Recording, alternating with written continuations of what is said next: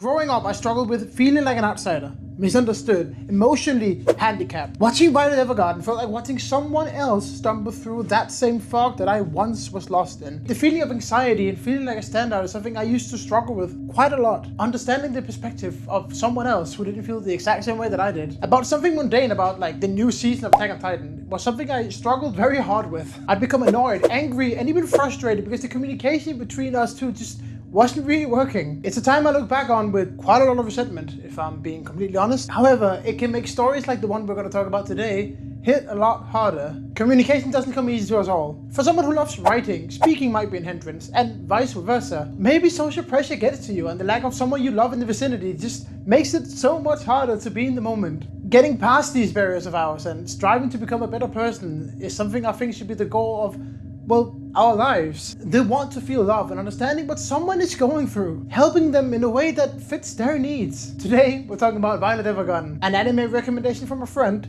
that turned into binge watching and a lot of fucking tears.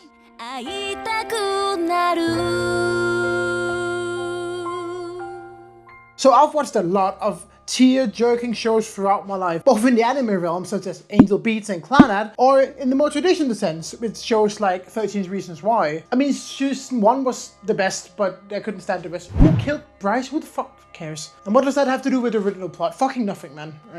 However, it's a very rare occasion that actual tear-jerking stuff makes me want to reflect over stuff that I've done in my life. I usually do get sad and cry on someone else's behalf. A dad whose kid is dying of cancer, a bullied teenager, or Zanji not being able to touch boobs. Real, my dude. Violet Evergarden scraped the surface of a lot of important and deeply hurting subjects. Whether it's the pain of losing someone or watching a loved one lose their loved one, there's something deeply humane in every single episode. And we all, of course, know how it feels to be a princess locked inside of a castle and getting married away. No, just me?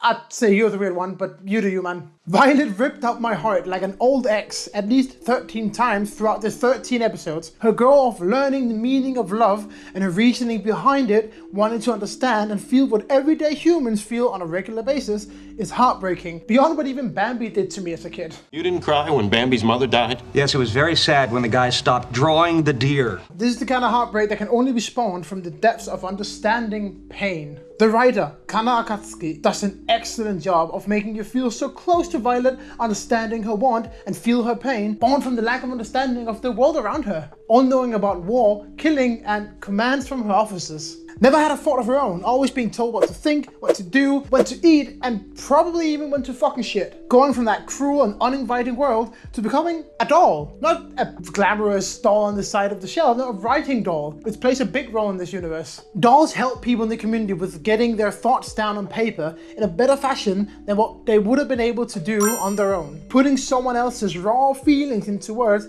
and interpreting the human standing in front of you's feelings into words on paper. And to think that Violet sucks at understanding feelings would be to put it very mildly. Alongside all the unwritten rules of society that she just never learned. How to speak, how to write, how to behave in front of other people properly was never something that she ever thought about. She falls face flat, even trying, and she kind of ends up sounding robotic in a way. Now I watch the Japanese dub with Japanese subtitles because that's how I run this channel and how I want to do it. So I don't know how this works in the English one, but in the Japanese dub, Violet speaks in keigo, which for those of you who don't know is very polite Japanese. Always speaking like she's talking directly to her commanding officer back in the military, choosing words like moshi wake gozaimasen instead of just sumimasen, making every word that she says sound more like a salute than an actual apology. It's obvious that it's meant, but I couldn't help shake the feeling that the apologies, alongside some other stuff that she says, was just pattern recognition of I've done something wrong, almost akin to Sam from Atypical, if any of you have watched that Netflix show. But it's about a kid on the spectrum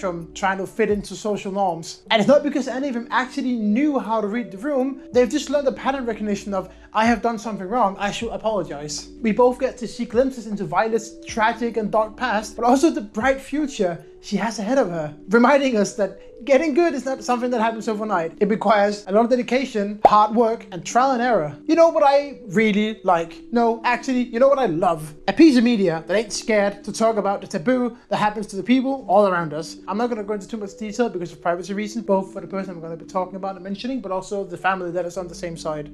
However, so someone I knew's life ended quite recently, and let's just say ended on their own accord. Even saying that out now, it still feels kind of unreal. But a thing like that still so fresh in my mind, and kind of a memoir that sometimes people's minds just take over, and rhyme and reason for everyday people just kind of goes out the window. But when Violet breaks down and she finds her lieutenant died during the war, and she indeed could never go see him again, confront him about the moments they had and words shared right before his death, she doesn't cry right away. She denies it, she spirals, she tries to strangle herself even. The masterful voice acting of Yu Ishikawa is immense. And while I've watched other hard-hitting shows, this really put stuff into perspective for me. The pain predicted in her voice was incredibly powerful and reached deep into my stomach, and decided just to fuck it all up.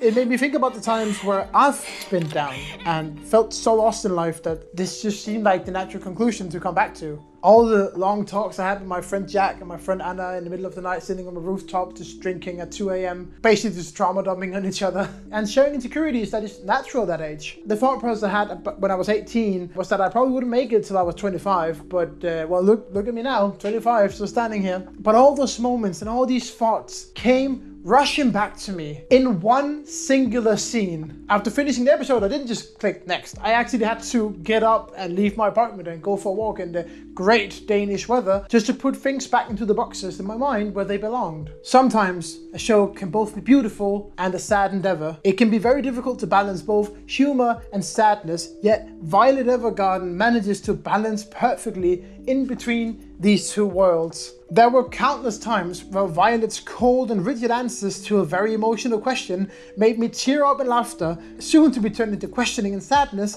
after I had reflected over why Violet reacted the way she did.